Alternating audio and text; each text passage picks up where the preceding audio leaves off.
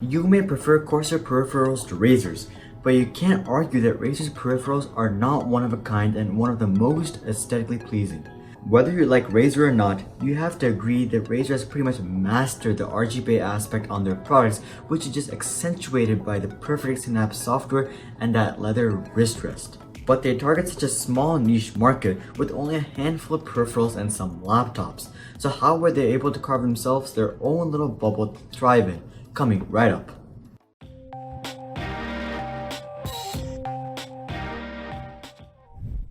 Welcome to Hardy's Hobbies. So, how exactly did Razer start up and how did it drive so many sales? Make sure to stick to the end if you want to find out the key to their success. But starting off, originally Razer wasn't even Razer. It was just a subsidiary of Karna LLC, which was established in 1998 in an effort to develop a high-end gaming mouse, the Boom Sling. Karna released the Razer Boom Sling gaming mouse in 1999 and it took the world by storm. It became a standard and it was held in very high regard by both the gaming industry and the gaming community. But unfortunately, soon after that, the dot-com bubble burst, hopes were dashed, dreams were shattered, and Karna LLC was closed in 2000 due to financial issues. The Razer that we know and love today was revived in 2005 by Min Liang Tan and Robert Krakoff, who still believed in the potential of Razer and were avid gamers themselves. After they procured the rights for a Razer brand, it took them a couple of years to actually release something substantial, with their first substantial release coming out in CES of 2011. This is when they revealed the Razer Switchblade, which was a handheld gaming device prototype. While it did take a hefty amount of time for them to develop this, it was obviously a fan favorite and it won the People's Voice Awards in the CES of 2011. However, Razer wasn't done just there. Just 2 years later, they released a gaming tablet computer known as Project Fiona at CES 2013. And just a couple of months after that, Razer turned around and released the 14-inch and 17-inch Razer Blade Pro laptops.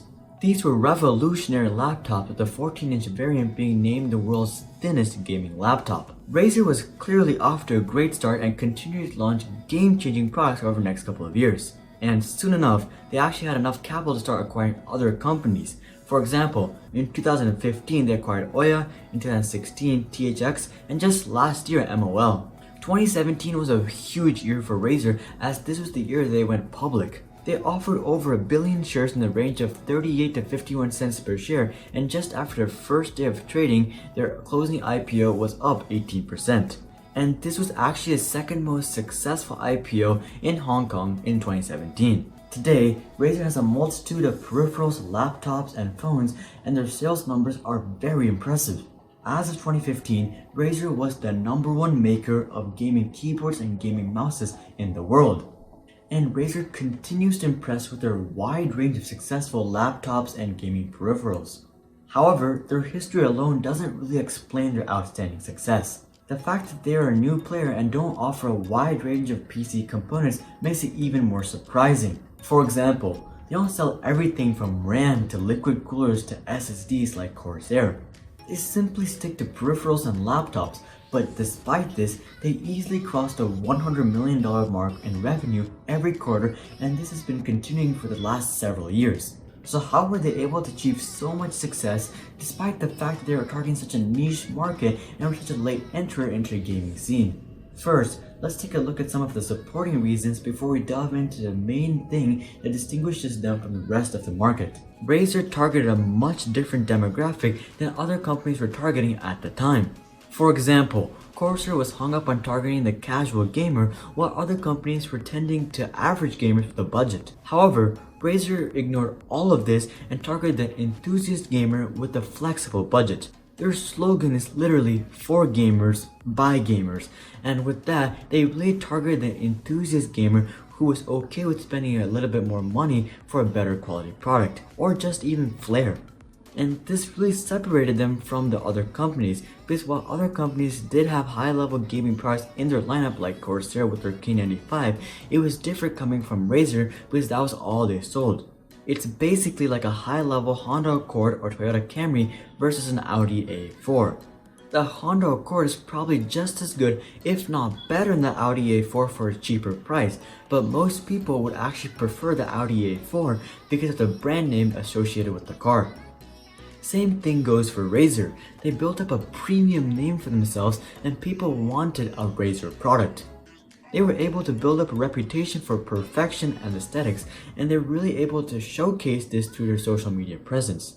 And of course, a crucial part of their growth was their social media presence. They didn't necessarily engage with the community too much or ask the community for their opinions for the next product launches like Corsair did, which is what set them apart. However, social media was the perfect place for Razer to showcase what their products were truly capable of and expose it to a lot more people. It's not until you see a Razer product until you really understand how clean and sleek their products really are, and experience the true potential of RGB. And let me just say, Razer hands down no doubt has the best RGB implementation on the market. Their software and customizations are first class and their colors are really rich and vibrant. Their Synapse software along with their website are really well designed and easy to use, and this is perfect for converting a random viewer on the social media website to a customer. Overall, social media was a perfect way for Razer to get some more exposure and show the true potential of all of their products. Speaking of exposure, one of the other biggest reasons for their growth was influencers. And when I say influencers, I'm not talking about YouTubers. I'm actually talking about esport players. Of course, YouTubers are great exposure for Razer, but oftentimes YouTubers do not exactly recommend their products. This was because even though YouTubers thought that Razer made great products, they simply just didn't think that it was worth the price. And I am really glad that these YouTubers are honest and express how they really felt about these products. But this is not good news for Razer. And this led to really low conversions from YouTubers, but where they shined was esports. Esports players obviously want to have the best peripherals to be on the top of their game. Esports players obviously want to be playing at the top of their game, and for many of these esports players, they really liked Razer peripherals, especially their mouses. As a result, when the public saw high-level esports players using Razer peripherals, they started associating Razer with a premium experience and high-level gaming. And while YouTubers didn't necessarily recommend Razer products, they had a lot of great things to say about them. This created the perception that even though Razer's products may be on the pricier side, they are definitely worth it if you want to have a premium gaming experience. And this tipped many consumers to spend the extra money and buy Razer peripherals. But even that isn't the key reason that Razer was able to capture so much market share. So what is the key reason? Well, the answer to that question is posh. As CEO Tan has said himself, Razer is the leading lifestyle brand for gamers, and this intent really shines through in all of their products. First, let's take a look at their keyboards. Their lowest level keyboard, the Razer Cyanosa, comes in at about $50 to $60, and even this keyboard not only has RGB, but is per key individually backlit, which means that each key can produce 16.8 million different colors. And it even has the illuminated RGB Razer logo on literally the base level. Now, if you go one model up, you get the Razer Ornata. Now, the Razer Ornata is a great keyboard, great sound, great feeling, overall just great keyboard. But you can't deny that it is not mechanical. What makes this even better than their base level Razer Cyanosa is that it default comes with a really nice wrist rest. It feels very soft and it is magnetic, so it is easy to remove if you don't want it. But the price comes in at a very steep $100 for a keyboard that isn't even mechanical. Moving on up, we have the Black Widow Elite. Now of course you guys know how great this keyboard is, but again the price is very expensive at $107. And finally you have the top of the line Huntsman Elite at $200, and it has that sick RGB LED light strip around the whole keyboard that even goes into the wrist rest. Now, I don't care who you are, but that's pretty dope. Corsair also has keyboards in this range like the K95, but simply does not have the flair that Razer has, and plus, Corsair also offers much more budget-friendly options while Razer does not. Razer's whole product lineup just has this special flair even on the non-RGB variants. And this trend continues into other peripherals as well, such as the Naga Basilisk and Mamba gaming mice and the Kraken and Nari headsets. Their whole peripheral lineup is on the pricier side, but their outstanding quality, uncomparable implementation of RGB, and impeccable design and attention to detail really does justify the price. And it is this extra Razer flair that drives sales for all of their products. Now, I know that a lot of you guys may say that Razer's quality is subpar for the price that they are charging. However, for most people, the stellar aesthetics and RGB implementation more than make up for these shortcomings. In the end, for peripherals, Razer's main driver of sales is their posh design, complemented by their unique benefits which you can't find from other companies like their nice leather wrist rest, and this is really what sets them apart from the competition. Now, let's move into a completely different realm, laptops, and you'll probably start to see a trend with Razer here. Razer's smallest screen size laptop is a 13-inch model, and the cheapest 13-inch model, the Razer Blade Stealth 13, comes in at a whopping $1,400. Their starting price is literally higher than Apple MacBooks, which start at $1,200, which is already very high. Moving up the product stack, their 15-inch laptop with a GTX card will cost you at least $1,600, and if you want to equip it with the RTX card instead, it'll cost you at least $2,350. And finally, the top of the line 17-inch laptop comes in at $1,700.